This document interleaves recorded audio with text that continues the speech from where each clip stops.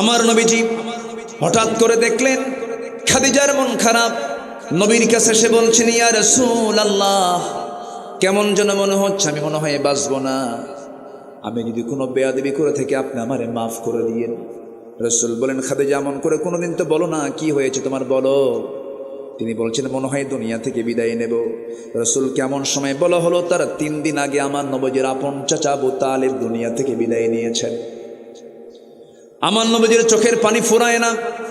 নবীজি বলছেন, খাদিজা, আমার আপন চাচা আবু তালেব মারা গেল, তুমি আবার কি বলো? হ্যাঁ হুজুর, আমার মনে হয় আমি বাঁচবো না। আমি আপনার কাছে 3টা জিনিস চাবো। রাসূল অবাক হয়ে গেলেন, আমার খাদিজা কোনোদিন আমার কাছে কোনো কিছু চায় না, বরং খাদিজা তার সমস্ত সম্পত্তিগুলো আমার হাতে তুলে দিয়েছে। খাদিজা তো আমার কাছে চায় না, সমস্ত স্থাবর অস্থাবর সব সম্পত্তি আমার হাতে যে মহিলা তুলে দেয়, সেই মহিলা আমার কাছে আবার কি চায়? তিনি বললেন, খাদিজা তুমি কি চাও? তুমি আজকে যা চাইবা তাই দিয়ে দেব। রাসূল বলছেন, খাদিজা কি বলবে বলো? তিনি বলছেন, আমি দুনিয়ার কোনো কিছু চাই না, আমি চাই আমার যদি মরণ হয়ে যায়, আমার লাশটা আপনি আপনার পিঠে বহন করে আপনি কবরের দিকে নিয়ে চলে যাবেন, কবরে শোয়া দেবেন। কবরের শোয়া দিয়া আপনি কবর থেকে উঠবেন না, আমার চেহারা আপনি কিবলামুখী করে দিবেন। আপনি কবরে দাঁড়ায় থাকবেন ততক্ষণ যতক্ষণ মালাকুল মউত, যতক্ষণ প্রশ্নকারীর ফেরেশতা মুনকার নাকির যখন না আসবে।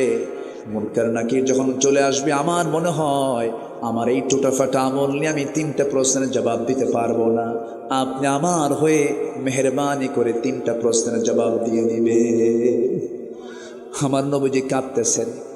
নবীজি বুকের সঙ্গে জড়িয়ে ধরে বলছেন, খাদিজা তুমি আমার জীবনের সবচাইতে বড় স্মৃতি, তুমি যা বলবে তাই হয়ে যাবে, কোনো চিন্তা নাই খাদিজা, তুমি চিন্তা করো না।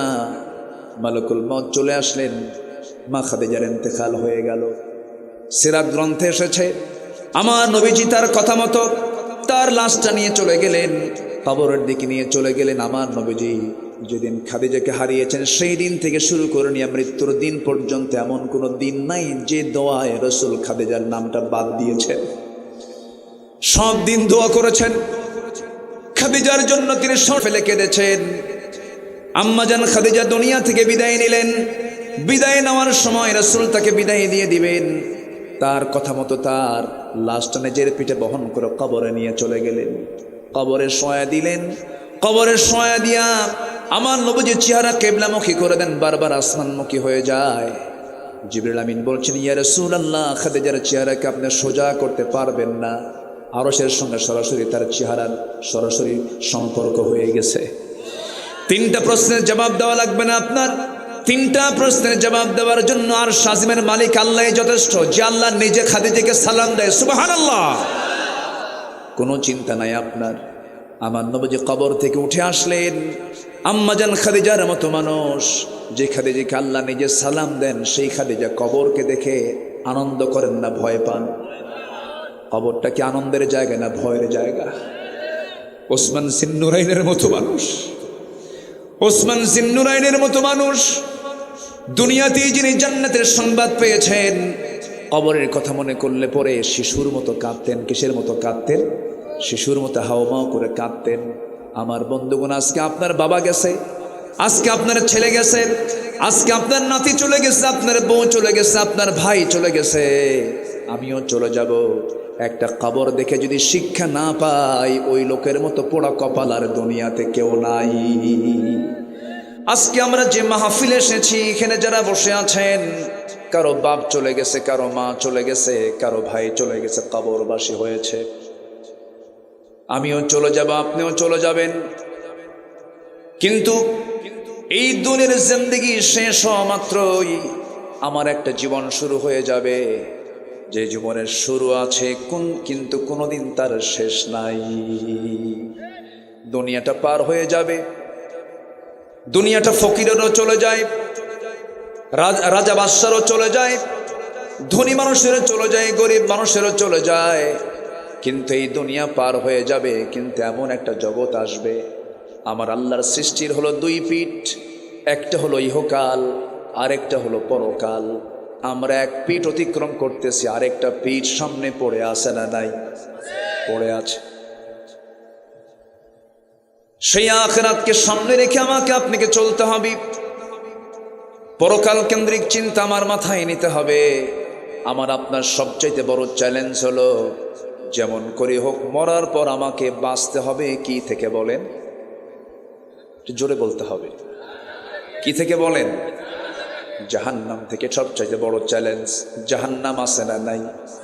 আসতে বলবেন না, জাহান্নাম আছে না নাই? জাহান্নাম কয়টা? আমি কি প্রশ্ন করছি? আমি কি বিরক্ত করতেছি না তো? জাহান্নাম কয়টা? 7টা। সাকার, লাজা, জাহান্নাম, হুমাজা, আছে না? এইরকম করে 7টা জাহান্নাম। আমার একটা আলোচনা আছে, আজ থেকে আরো 12 বছর আগে আমি আপনাদের এই অত্র অঞ্চলের সবচেয়ে বড় মাহফিল দারুল আমান ট্রাস্ট, সেখানে আমি জান্নাত এবং জাহান্নামের আলোচনা করেছি। সেখানে কোন আমলে কোন জান্নাত, কোন আমলে কোন জাহান্নাম আমি আলোচনা করেছি। যেহেতু আজকে সূরা মারিয়াম ধরেছি, তো সেখান থেকে কিছু কথা বলতে চাচ্ছি। তাহলে জাহান্নাম হলো কয়টা বলেন তো? 7টা। জান্নাত কয়টা?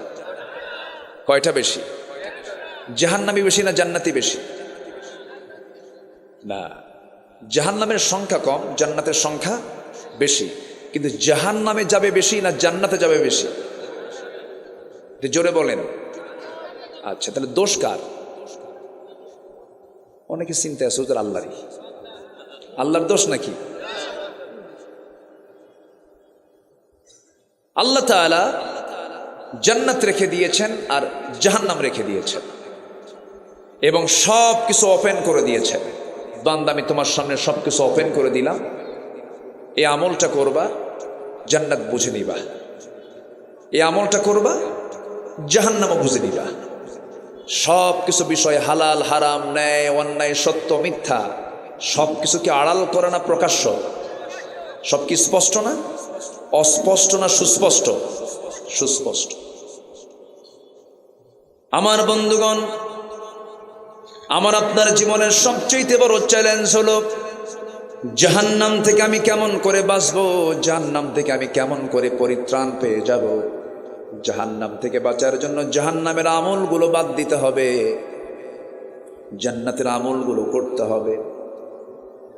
জাহান্নামের বদ আমলগুলো কি কি তারও তালিকা কোরআনে আছে। জান্নাতে যাওয়ার আমলগুলো কি কি তারও তালিকা আছে। আল্লাহ রাব্বুল আলামিন বলছেন, বান্দা, আমি তোকে এমন কিছু বদ আমল আছে, যে বদ আমলের জন্য আমি তোকে শুধু জাহান্নাম দেব না, জাহান্নামের গর্তের মধ্যে আমি তোরে ঢুকাবো। জাহান্নামের গর্ত এত ভয়ঙ্কর, জাহান্নামের গর্ত দেখে জাহান্নাম পর্যন্ত ভয় পায়। এত ভয়ঙ্কর জাহান্নামের গর্তগুলো, অনেকগুলো গর্ত আছে। এর মধ্যে একটা গর্তের নাম হলো, এখানে আল্লাহ তাআলা উল্লেখ করেছেন, গাইয়া। কি বলেন তো? গাইয়া।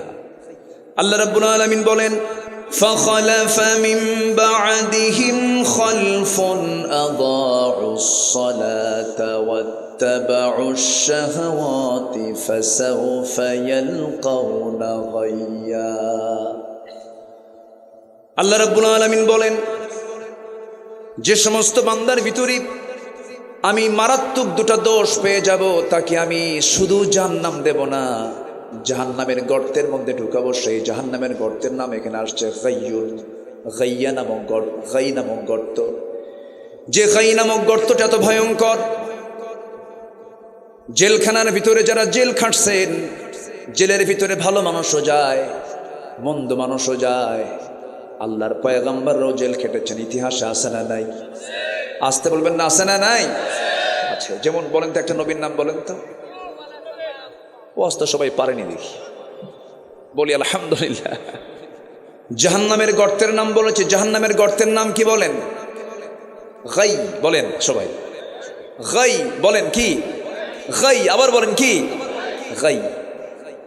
গাই নামক গর্তের মধ্যে ঢুকাবেন। দুটো অপরাধ করলে পরে শুধু জাহান্নাম না, জাহান্নামের গর্তের মধ্যে ঢুকায় দিবে। জেলের মধ্যে একটা সেল আছে, জেলের মধ্যে সেল আছে না নাই?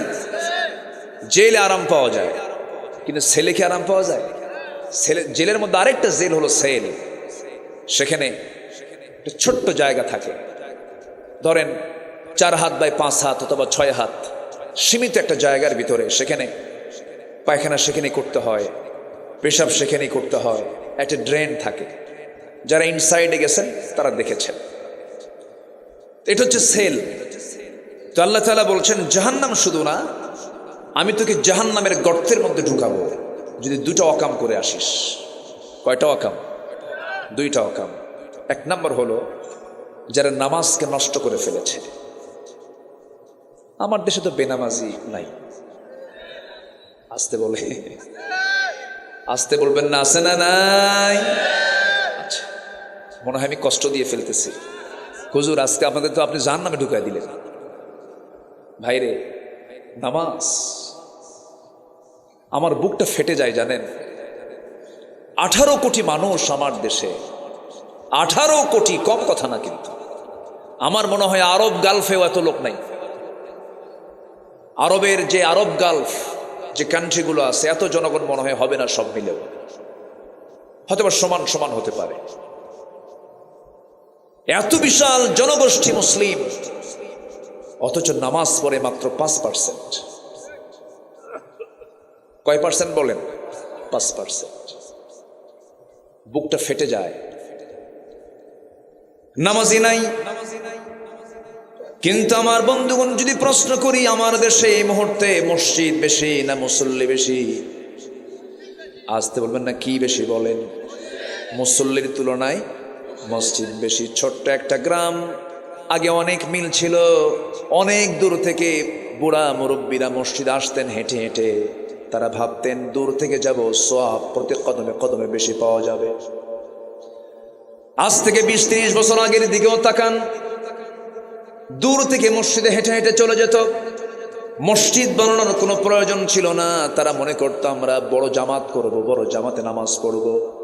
কিন্তু আজকে গ্রুপ গ্রুপ হয়ে হয়ে একটা গ্রামের মধ্যে এই প্রান্তে একটা মসজিদ, মাঝখানে একটা মসজিদ, ওই কোণে আর একটা মসজিদ। আমি কি ভুল বলতেছি? মসজিদ বেশি দরকার না মুসল্লি বেশি দরকার? মুরব্বী রাগ করতেছেন না তো? এই কথাগুলো বলার দরকার আছে না? কেন মসজিদ বেশি হলো? মসজিদ বেশির কারণ হলো ওর দাদার জায়গার উপরে মসজিদ। আমার দাদা নাই,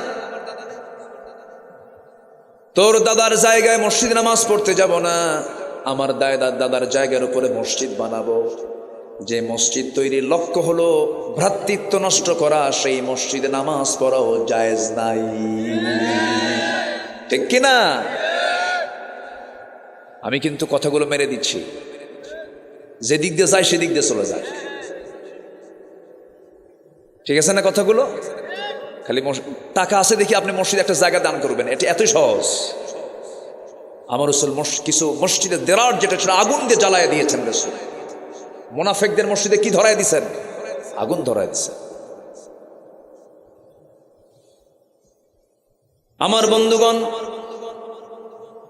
আজকে মসজিদ ঘন ঘন, কিন্তু মুসল্লি নাই, নামাজের কোনো খবর নাই।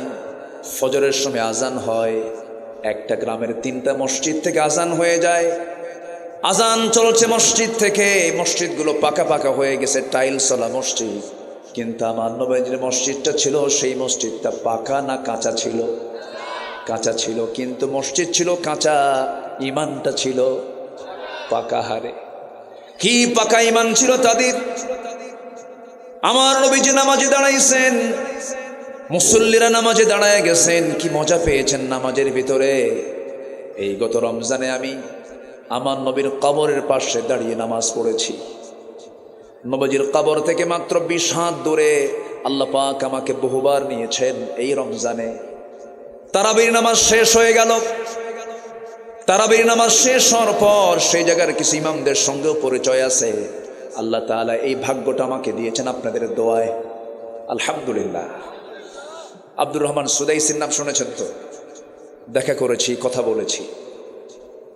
ডক্টর মোহসিন আল কাসিম, মদিনার যিনি ইমাম, তার সঙ্গে দেখা হয়েছে, কথা বলেছি, পরিচয় পর্ব করেছি।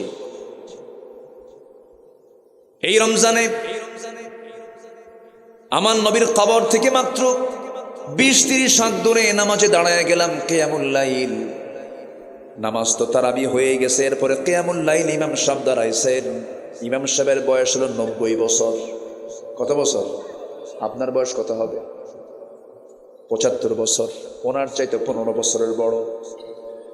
90 বছরের বুড়া ইমাম, বয়োবৃদ্ধ ইমাম নামাজে দাঁড়ালেন, নামাজ শুরু করলেন। কিয়ামুল লাইল তিনি পড়াচ্ছেন 2 রাকাত। কিয়ামুল লাইল নফল নামাজ পড়তে সময় লেগেছে 39 মিনিট। যেরকম সুবহানাল্লাহ। ওটা কি নামাজ? নফল নামাজ। 2019 সালে মনে আছে, আমার বাবা ডান পাশে, একসঙ্গে হজে গিয়েছিলাম আমি আর বাবার পায়ে সমস্যা, নামাজে দাঁড়াইছি, নামাজ পড়তেছি। এরকম বয়স্ক ইমাম ফজর 2 রাকাত নামাজ পড়ালেন। নামাজ পড়তে পড়তে সময় লেগে গেছে প্রায় 29 মিনিট। যদি আমার দেশের কোন ইমাম যদি ফজরের নামাজে যদি 29 মিনিট সময় দিয়ে যদি একদিন নামাজ পড়ায়, নামাজও শেষ, বলবে হুজুর টোপলা নেন। ঠিক কিনা? সময় তো দিতে হবে নামাজের ভিতরে। আমরা ওয়াজ শুনি ঘন্টা ঘন্টা, কিন্তু নামাজ পড়তে বিরক্ত, তার লাভটা হলো কি? ওয়াজে বেশি সময় দরকার না নামাজে বেশি সময় দরকার? নামাজে। আল্লাহ তাআলা বলছেন ফাখালাফা মিন বাদিহিম খালফুন আদাউস সালাহ ওয়াত্তাবাউশ শাহাওয়াত। আমি তাদেরকে জাহান্নামের গর্তের মধ্যে ঢুকায় দেব যারা নামাজকে নষ্ট করে ফেলেছে, যারা নামাজ পড়ে নাই। আবার আরেক জায়গায় আয়াতের ব্যাখ্যার একটা আয়াত আল্লাহ রাব্বুল আলামিন বলেছেন, কোরআন তো এমন একটা কিতাবের নাম, একটা আয়াতের ব্যাখ্যা আল্লাহ তাআলা আরেকটা আয়াতে দিয়েছেন। আল্লাহ রাব্বুল আলামিন বলেন, মা সালাকাকুম ফি সাকার ক্বালু লাম নাকু মিনাল মুসাল্লিন ওয়া লাম নাকু নুতঈমুল মিসকিন ওয়া কুন্না নাখুদু মাআল খায়িদিন। ও জাহান্নামের, আজকে তোমরা জাহান্নামে কেন? জাহান্নামে প্রবেশ হওয়ার মূল কারণটা কি বলো? জাহান্নামীরা বলবে আমরা 4টা কাজ দুনিয়াতে করে আসি নাই। মুখস্থ করবেন কয়টা কাজ? আবার বলেন কয়টা কাজ? আমি কিন্তু আলোচনা শেষে আবার প্রশ্ন করব। রাগ করতেছেন নাকি আপনারা? আমার আলোচনার ধরনটা একটু ভিন্ন। আমি আলোচনা চেষ্টা করি মানুষকে মুখস্থ করে দেওয়ার জন্য, এটা উচিত। আমরা মরা ফেরনের ইতিহাস সব জানি না? মরা ফেরন, যেটা ফেরন মরে গেছে, ইতিহাস জানি না আমরা? তো মরা ফেরনের ইতিহাস শুনে কি করবেন? তাজা ফেরন যে সমাজে অনেক ঘুরে বেড়ায়, ঠিক কিনা? তাজা ফেরন নাই? আছে না নাই?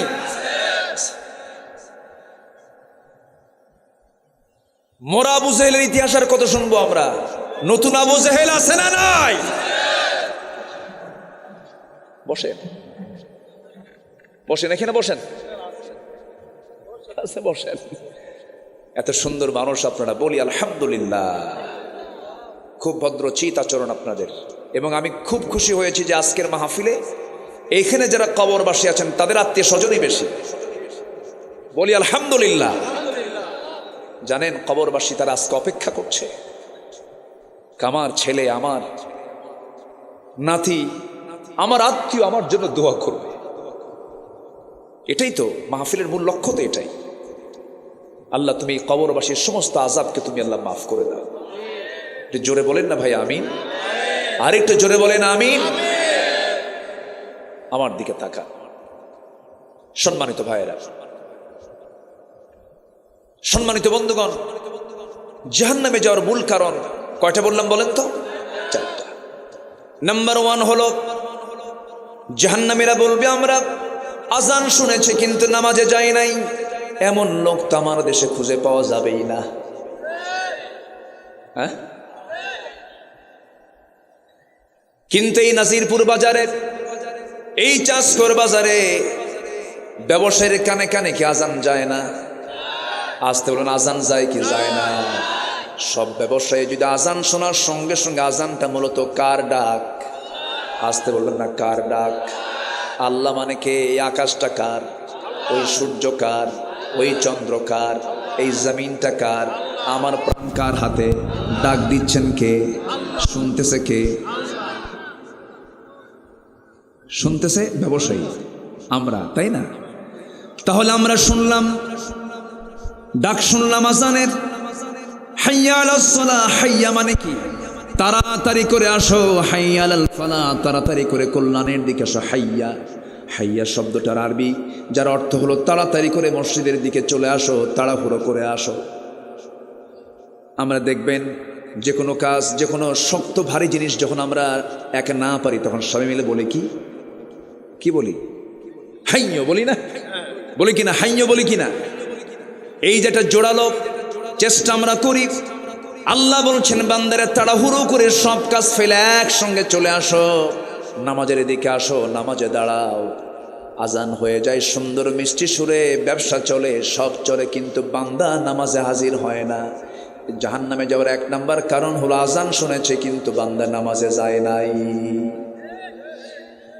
এটা হলো এক নাম্বার কারণ। জাহান্নামে যাওয়ার এক নাম্বার কারণ হলো নামাজটাকে ছেড়ে দেওয়া। নাম্বার 2 হলো জাহান্নামে যাওয়ার 2 নাম্বার কারণ হলো বান্দার হক নষ্ট করে ফেলা।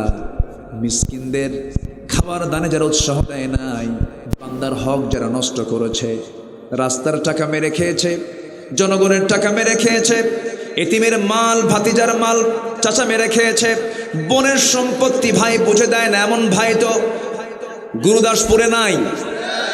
আসতে বলবেন না? আছে না? নাই বলবো। আবার যদি জমি যদি ভাগ করে দেওয়া লাগে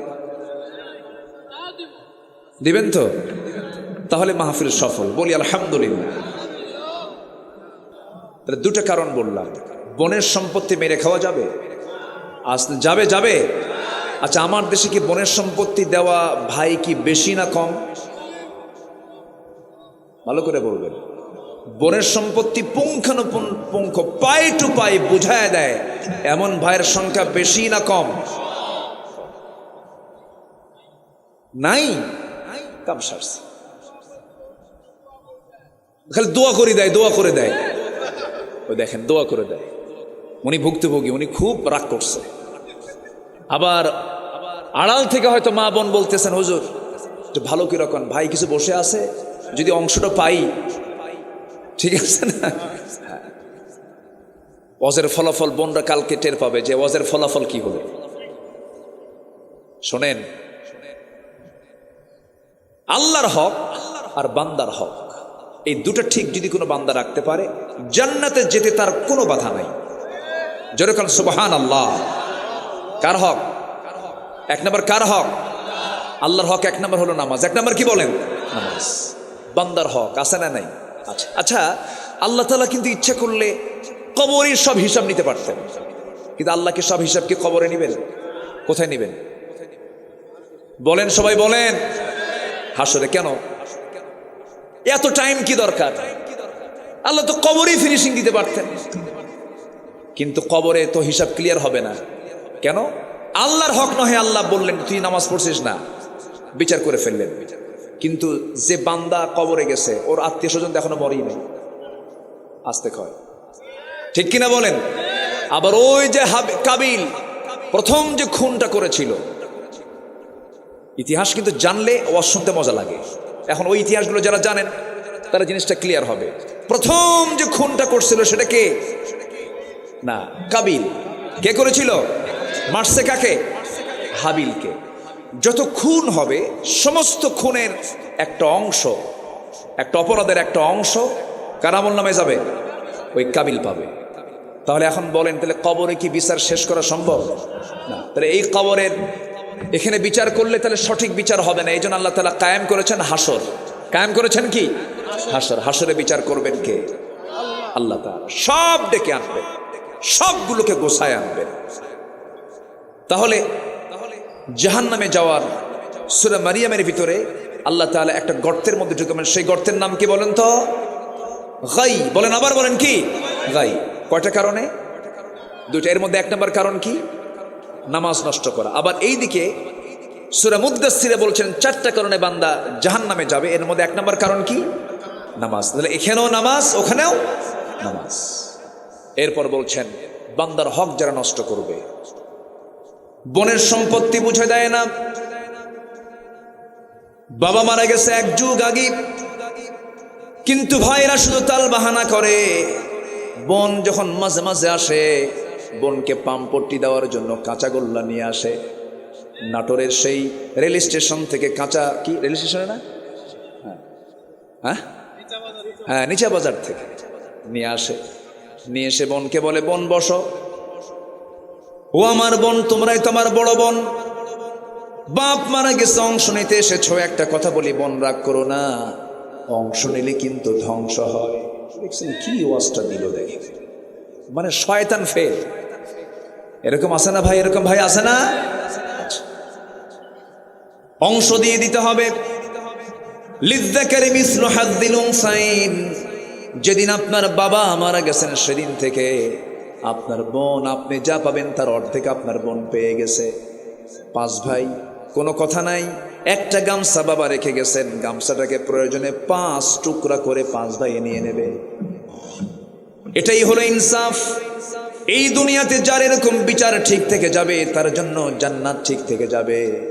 দুনিয়াতে যার অংশ বন্টন ঠিক আছে, তার জান্নাতের অংশ বন্টনও ঠিক থাকবে, নষ্ট করা যাবে না।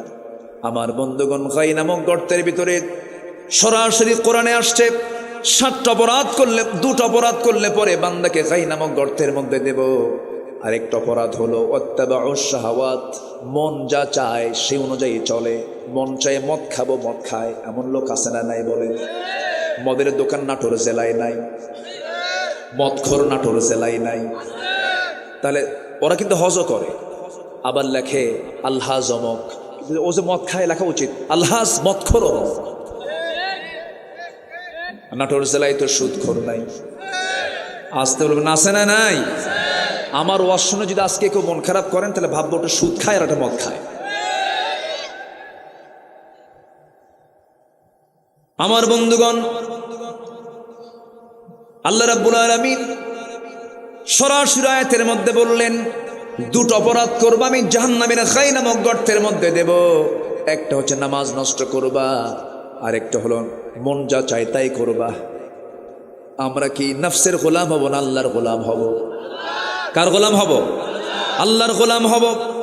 আল্লাহ রাব্বুল আলামিন এই 2টা সরাসরি কারণ বললেন। তাফসীরে কুরতুবীর মধ্যে এসেছে, তাফসীরে কুরতুবীর মধ্যে এসেছে, ইমাম কুরতুবী আরো 7টা কারণ তুলে ধরেছেন। হাদিসকে সামনে রেখে ব্যাখ্যায় তিনি বলেছেন, আরো 7টা অপরাধ যারা করবে তাদেরকে গাই নামক গর্তের মধ্যে ঢুকানো হবে। তার মধ্যে 1 নাম্বার হলো, যে জেনাকার জেনা করতে করতে পাকা হয়ে গেছে, এমন জেনাকার বুঝি বাংলাদেশে নাই? আছে না নাই? আচ্ছা। নাম্বার 2 হলো, যে মদ্যপায়ী, মদ পান করতে করতে বুড়া হয়ে গেছে, মদ ছাড়ে না। নাম্বার 3 হলো, যে সুদখোর, সুদের কারবার করতে করতে সুদে পাকা হয়ে গেছে, আল্লাহ তাকে জাহান্নামের গর্তের মধ্যে ফেলে দিবেন। যে সন্তান পিতামাতার হক আদায় করে না, পিতামাতাকে কষ্ট দেয়। আজকে আমি মাহফিল আসতে নিয়ে একজন যুবক আমাকে কেঁদে কেঁদে বলছে, মা হুজুর, আপনি এমন একটা আলোচনা করবেন। এই যে লেখছে, আমাদের এলাকায়, বামনকুলা এলাকায় প্রায় বাড়িতেই দেখি বৃদ্ধা মা নির্যাতিত হয়।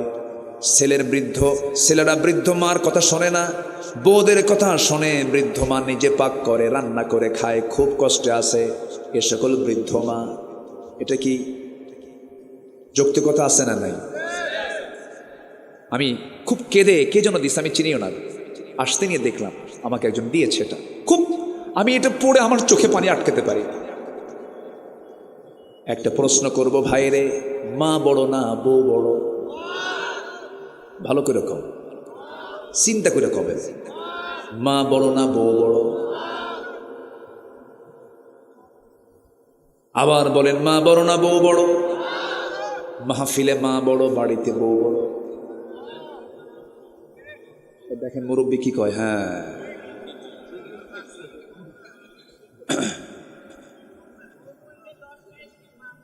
তুমি তো বিয়ে করো না, বুঝবা কি? বুঝবা কিছু? আগে বিয়ে করো, তারপরে বুঝবা, ঠিক কিনা? এমনও কিছু বৌমা আছে যাদের আচরণে শ্বশুর থরথর করে কাঁপে। আছে কিনা? আছে না নয়? আপনি স্বামী আপনার এগুলো মাথায় রাখতে হবে, এগুলো মাথায় রাখতে হবে। বৃদ্ধা মা, উনি রান্না বান্না করে খাবেন একা একা, হাজারো গন্ডগোল লাগুক, এটা হারাম। হাজারো ভুল হয়ে যাক, মা ভুল হলে ওটা আইন, বাপ ভুল করলে ওটাই আইন, কোনো কথা বলা যাবে না। যে সন্তান বাপ মার বিরুদ্ধে বিচার চায় ওটা অবাধ্য, কুপুত্র, ঠিক কিনা? লজ্জা শরম নাই ওগুলো লজ্জা শরম নাই। কিন্তু মা কিন্তু কাউকে বলে বেড়ায় না, মা বলেন না। মাকে আপনি যদি বলেন, মা তোমাকে নাকি তোমার ছেলে এরকম করে, না আমার ছেলে খুব ভালো, আমি কি ভুল বলতেছি? মার কলিজা তোমার মতো না, মার কলিজা হচ্ছে আকাশের মতো উদার। মার সঙ্গে নাফরমানি করা যাবে না। যে সন্তান বুড়াকালে বাপ মাকে দেখার সময় পায় না, বিভিন্ন ব্যবসার অজুহাতে, চাকরির অজুহাতে, এগুলো হারাম, তার কোনো কাজে বরকত হবে না। আমার বন্ধুগণ, পাহাড়িয়া গর্তে তিনজন যুবক একটা সফরে রওনা দিয়েছে। প্রচন্ড ঝড়, গর্তের মধ্যে গিয়ে আশ্রয় নিয়েছে। আমার নবীজি এরকম করে একদিন আলোচনা করছিলেন। আলোচনার মাঝেই আমার নবীজি বলে ফেললেন, সাহাবীরা, বনি ইসরাইল গোত্রের তিনজন যুবক তারা পাহাড়ি একটা গর্তের মধ্যে ঢুকে পড়ল। প্রচন্ড ঝড় শুরু হয়ে গেছিল।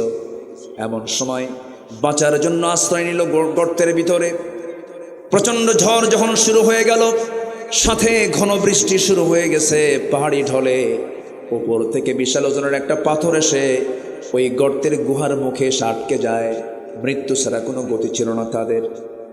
এমন সময় তিনজন যুবক চোখের পানি ফেলে ফেলে কান্দে, আর আল্লাহর কাছে তিনজন তিন দিক হয়ে বসে গেল, দোয়া করতেছে। আল্লাহ, এক যুবক দোয়া করে, আল্লাহ, জীবনে তেমন কোন আমল করতে পারি নাই, তবে একটা রাত আমি চেষ্টা করেছি আমার যৌবনকে কন্ট্রোল করার জন্য। আমি আমার চাচাতো বোনের ঘরের মধ্যে ঢুকলাম, তার সঙ্গে আমি জিনা করব।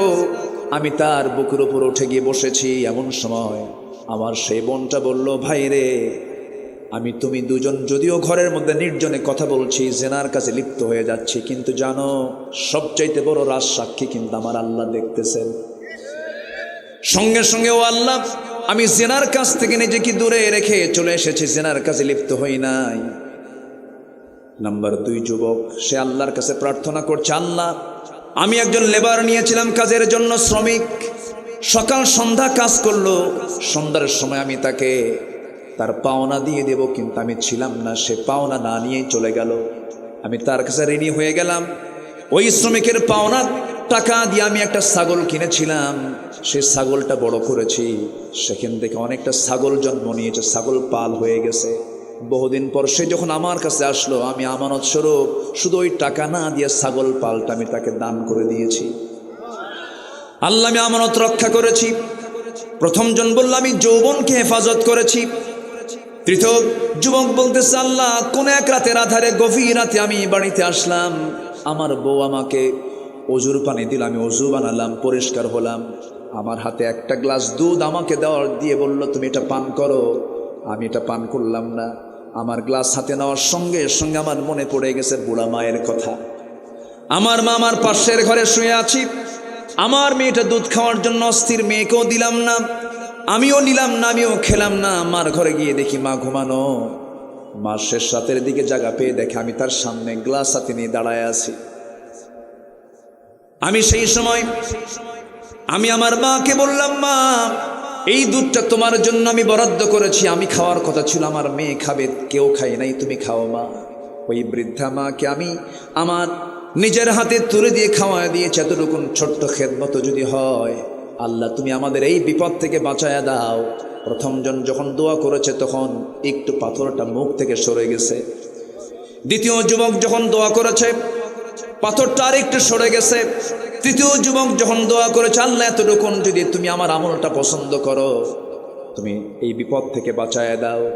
টোটাল ওই গুহার মুখ থেকে পাথরটা সরে গেল, সঙ্গে সঙ্গে তিনজন বান্দা, তিনজন যুবক এই বিপদ থেকে বেঁচে গেছে। জোরে কোন সুবহানাল্লাহ।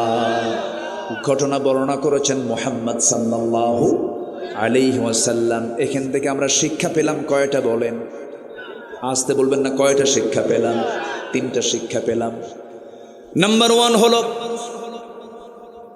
আমার বন্ধুগণ, নাম্বার 1 হলো, যুবকরা যারা আছো একটু কান লাগায় শোনো। ও যুবক, তোমার জন্য জান্নাত অপেক্ষা করছে। আল্লাহ তাআলা বলছেন, যুবক তুমি যদি তোমার যৌবনকে কন্ট্রোল করতে পারো, তুমি কি জানো আমার আরশ আজিমের মেহমান, ছায়ার মেহমান আমি তোমাকে বানায় নেব। জোরে কোন সুবহানাল্লাহ। যৌবনকে কন্ট্রোল করতে হবে। বিবাহ পূর্ব কোনো রিলেশন করা যাবে না। আল্লাহর কসম করে বলি, আমার চোখে এ পর্যন্ত ধরা পড়ে নাই অবৈধ রিলেশন করে সম্পর্ক গড়ে যদি কোনো সংসার জীবনে যদি কেউ পদার্পণ করে, অন্তত ওই সম্পর্কের সংসার থেকে কখনো আল্লাহর ওলি কখনো বের হতে পারে না। এই জন্য নোংরামির কাছে যাবা না, অবৈধ কাজে যাবা না। নাম্বার 2 শিক্ষা হলো, আমানতকে কখনো খেয়ানত করা যাবে না। চুল পরিমাণ আমানতের খেয়ানত করা যাবে না, ওয়াদা ভঙ্গ করা যাবে না, কথাকে এলোমেলো করা যাবে না।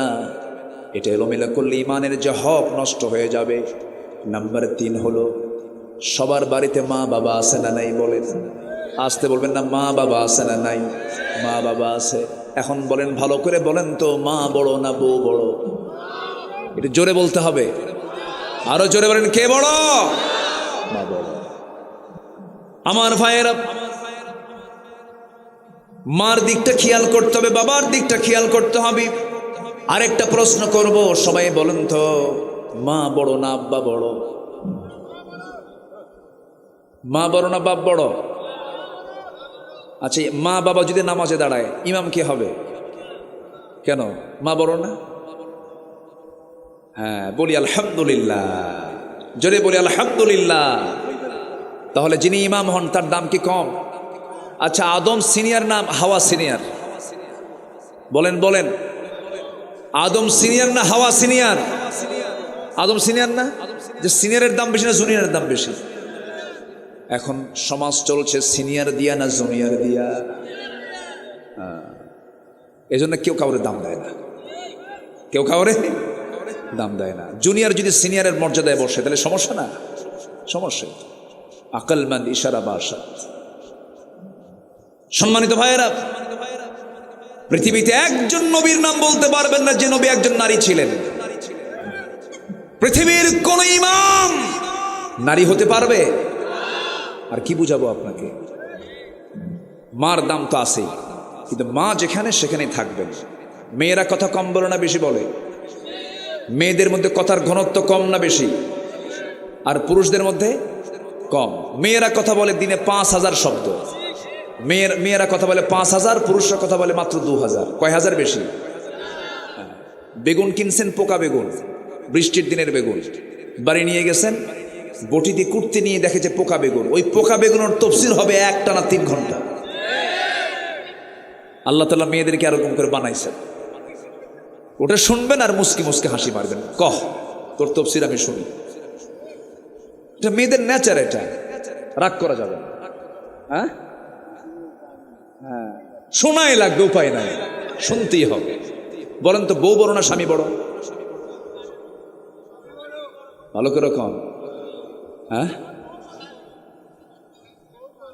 ওই দেখেন বউ বড়, উনি কিন্তু আগে মেরে দিছে। বউ কোনো অংশ কম না। আচ্ছা, বইয়ের কথা শোনেন না আপনারা? বইয়ের কথা শোনেন না আপনি? শোনেন তো, উপায় নাই তো, আমিও শুনি, আপনি শোনেন না? সবাই শোনে।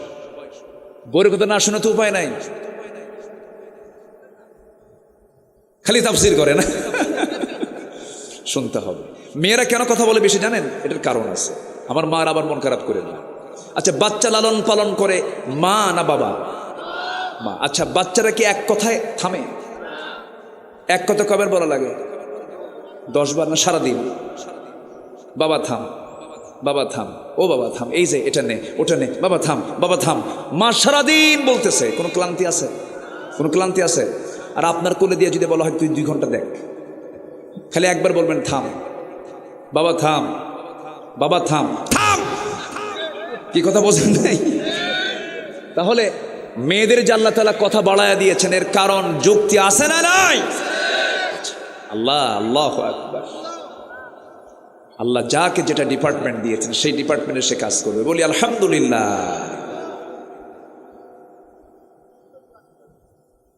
জি, বলি আলহামদুলিল্লাহ। সম্মানিত ভাইয়েরা, তাহলে জাহান্নামে যাওয়ার আমরা যে কারণগুলো শুনলাম, 2টা শুনেছি। আরেকটা হলো সমালোচককারীদের সঙ্গে সমালোচনা করেছি, আর বিচার দিবসকে অস্বীকার করেছি। এই 4টা কারণ সূরা মুদ্দাসসির আল্লাহ তাআলা বলেছেন। আর এখানে ইবনে তাফসীরে কুরতুবীর মধ্যে আসছে, যারা 7টা অপরাধ আরো করবে এদেরকে আল্লাহ তাআলা জাহান্নামের গর্তের মধ্যে ঢুকাবেন। আমি যে আলোচনার পয়েন্টগুলো খুলছি, 60 দিন মাহফিল হলে ভালো হয়। 60 দিন করে শুনবেন কেমনে? এই তো সম্ভব না।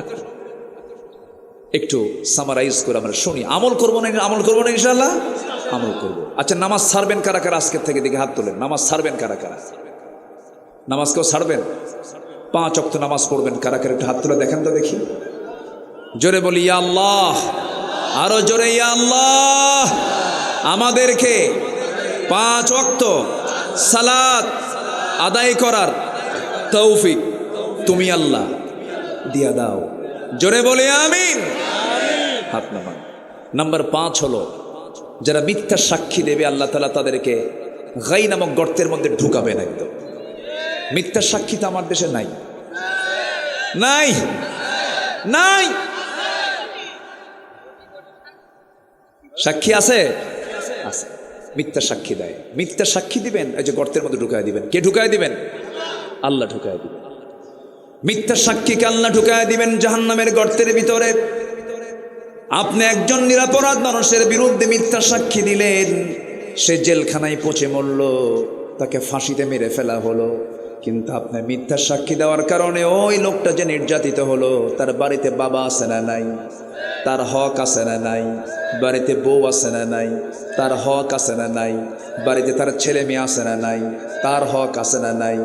এই সমস্ত হকগুলো নষ্ট করলেন আপনি। আপনি নষ্ট করেছেন, উল্টা জাহান্নামে ঢুকতে হবে। মিথ্যা সাক্ষী দিবেন, খবর আছে না নাই? আচ্ছা আমার ভাইয়েরা, আমি আপনি কেউ যাব, কেউ থাকবো না, দুনিয়া থেকে বিদায় নিয়ে নেব। আল্লাহ পাক আমাকে আপনাকে যে কোনো মুহূর্তে দুনিয়া থেকে উঠায় নেবেন। মালাকুল মউত প্রত্যেক দিন তাফসীরে এসেছে, প্রত্যেক বান্দার কাছে 5 বার করে আসে। কয়বার করে আসে? 5 বার। ওনার কাছে 5 বার, আমার কাছে 5 বার, ওনার কাছে 5 বার। তাফসীরে আসছে 5 বার করে মালাকুল মউত দেখে যায়, মাথা থেকে পা পর্যন্ত দেখে যায়। কিন্তু আল্লাহর তো অর্ডার নাই। আল্লাহ তাআলা অর্ডার যেদিন দিবেন সেদিন 5 বার আসা লাগবে না, আসা লাগবে মাত্র কয়বার? 1 বার আসবেন, জান কবজ হয়ে যাবে। কোনো রাজাও বাদ যায় নাই, কোনো নবীও বাদ যায় নাই, কোনো কাফেরও বাদ যায় নাই। সব একদিন মালাকুল মউতের সামনে মুখোমুখি হতে হবে। আমার নবীজির মতো মানুষ দুনিয়া থেকে বিদায় হবেন যখন, তিনি বলছেন, ও আমার আয়েশা, মালাকুল মউত মনে হয় চলে আসবে, যে কোনো মুহূর্তে আমার মৃত্যুর ফয়সালা হয়ে যাবে, আমি দুনিয়া থেকে বিদায় নিয়ে নেব। আমার নবীজির প্রথম স্ত্রী আম্মাজান খাদিজা রাদিয়াল্লাহু তাআলা আনহা ইন্তেকাল করেছেন মক্কায়। কোথায়? আর বাকি সব স্ত্রী ইন্তেকাল করেছেন সব মদিনায়। সব স্ত্রীর কবরগুলো মদিনায় আছে, কিন্তু আম্মাজান খাদিজার কবরটা আছে কোথায়? মক্কায়, মুআল্লা কবরস্থানে। আল্লাহ তাআলা আমাকে দেখার সুযোগ করে দিয়েছেন। মুআল্লা কবরস্থান, এরকম মাকবারা, কবর দেখলে আমরা সালাম দেব। জোরে বলি ইনশাআল্লাহ। কবরবাসীর সামনে গিয়ে একটু দাঁড়াবো, দাঁড়ালে আখিরাতের কথা মনে হয়ে যাবে। আমার নবীজি হঠাৎ করে দেখলেন খাদিজার মন খারাপ। নবীর কাছে সে বলছেন, ইয়া রাসূলুল্লাহ, কেমন যেন মনে হচ্ছে, আমি মনে হয় বাঁচবো না। আমি যদি কোনো বেয়াদবি করে থেকে আপনি আমারে মাফ করে দিয়েন। রাসূল বলেন, খাদিজা এমন করে কোনোদিন তো বলো না, কি হয়েছে তোমার বলো। তিনি বলছেন, মনে হয় দুনিয়া থেকে বিদায় নেব।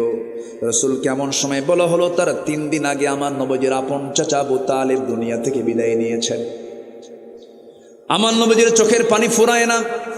নবীজি বলছেন, খাদিজা, আমার আপন চাচা আবু তালেব মারা গেল, তুমি আবার কি বলো? হ্যাঁ হুজুর, আমার মনে হয় আমি বাঁচবো না, আমি আপনার কাছে 3টা জিনিস চাবো। রাসূল অবাক হয়ে গেলেন, আমার খাদিজা কোনোদিন আমার কাছে কোনো কিছু চায় না, বরং খাদিজা তার সমস্ত সম্পত্তিগুলো আমার হাতে তুলে দিয়েছে। খাদিজা তো আমার কাছে চায় না, সমস্ত স্থাবর অস্থাবর সব সম্পত্তি আমার হাতে যে মহিলা তুলে দেয়, সেই মহিলা আমার কাছে আবার কি চায়? তিনি বললেন, খাদিজা তুমি কি চাও? তুমি আজকে যা চাইবা তাই দিয়ে দেব। রাসূল বলছেন, খাদিজা কি বলবে বলো? তিনি বলছেন, আমি দুনিয়ার কোনো কিছু চাই না, আমি চাই আমার যদি মরণ হয়ে যায়, আমার লাশটা আপনি আপনার পিঠে বহন করে আপনি কবরের দিকে নিয়ে চলে যাবেন, কবরে শোয়া দেবেন। কবরে শোয়া দিয়া আপনি কবর থেকে উঠবেন না, আমার চেহারা আপনি কিবলামুখী করে দিবেন, আপনি কবরে দাঁড়ায়া থাকবেন যতক্ষণ মালাকুল মউত, যতক্ষণ প্রশ্নকারীর ফেরেশতা মুনকার নাকির যখন না আসবে, মুনকার নাকির যখন চলে আসবে, আমার মনে হয় আমার এই টুটাফাটা আমল নিয়ে আমি 3টা প্রশ্নের জবাব দিতে পারবো না, আপনি আমার হয়ে মেহেরবানি করে 3টা প্রশ্নের জবাব দিয়ে দিবে। আমার নবীজি কাঁদতেছেন। নবীজি বুকের সঙ্গে জড়িয়ে ধরে বলছেন, খাদিজা তুমি আমার জীবনের সবচাইতে বড় স্মৃতি, তুমি যা বলবে তাই হয়ে যাবে, কোনো চিন্তা নাই খাদিজা, তুমি চিন্তা করো না। মালাকুল মউত চলে আসলেন, মা খাদিজার ইন্তেকাল হয়ে গেল। সিরাত গ্রন্থে এসেছে, আমার নবীজি তার কথা মতো তার লাশটা নিয়ে চলে গেলেন, কবরের দিকে নিয়ে চলে গেলেন। আমার নবীজি যেদিন খাদিজাকে হারিয়েছেন, সেই দিন থেকে শুরু করে নিয়ে মৃত্যুর দিন পর্যন্ত এমন কোনো দিন নাই যে দোয়ায় রাসূল খাদিজার নামটা বাদ দিয়েছেন।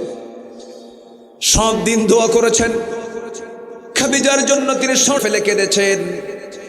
আম্মাজান খাদিজা দুনিয়া থেকে বিদায় নিলেন, বিদায় নেওয়ার সময় রাসূল তাকে বিদায় দিয়ে দিবেন, তার কথা মতো তার লাশটা নিজের পিঠে বহন করে কবরে নিয়ে চলে গেলেন। কবরে শোয়া দিলেন, কবরে শোয়া দিয়া আমার নবীজির চেহারা কিবলামুখী করে দেন, বারবার আসমানমুখী হয়ে যায়। জিবরিল আমিন বলছেন, ইয়া রাসূলুল্লাহ, খাদিজার চেহারাকে আপনি সোজা করতে পারবেন না, আরশের সঙ্গে সরাসরি তার চেহারার সরাসরি সম্পর্ক হয়ে গেছে। 3টা প্রশ্নের জবাব দেওয়া লাগবে না আপনার, 3টা প্রশ্নের জবাব দেওয়ার জন্য আর শাজিমের মালিক আল্লাহ যথেষ্ট, যে আল্লাহ নিজে খাদিজাকে সালাম দেয়। সুবহানাল্লাহ, কোনো চিন্তা নাই আপনার। আমার নবীজি কবর থেকে উঠে আসলেন, আম্মাজান খাদিজার মতো মানুষ, যে খাদিজাকে আল্লাহ নিজে সালাম দেন, সেই খাদিজা কবরকে দেখে আনন্দ করেন না ভয় পান? কবরটা কি আনন্দের জায়গা না ভয়ের জায়গা? ওসমান জিন্নুরাইনের মতো মানুষ, ওসমান জিন্নুরাইনের মতো মানুষ, দুনিয়াতেই যিনি জান্নাতের সংবাদ পেয়েছেন, কবরের কথা মনে করলে পরে শিশুর মতো কাঁদতেন। কিসের মতো কাঁদতেন? শিশুর মতো হাওমাও করে কাঁদতেন। আমার বন্ধুগণ, আজকে আপনার বাবা গেছে, আজকে আপনার ছেলে গেছে, আজকে আপনার নাতি চলে গেছে, আপনার বউ চলে গেছে, আপনার ভাই চলে গেছে, আমিও চলে যাব। একটা কবর দেখে যদি শিক্ষা না পাই, ওই লোকের মতো পোড়া কপাল আর দুনিয়াতে কেউ নাই।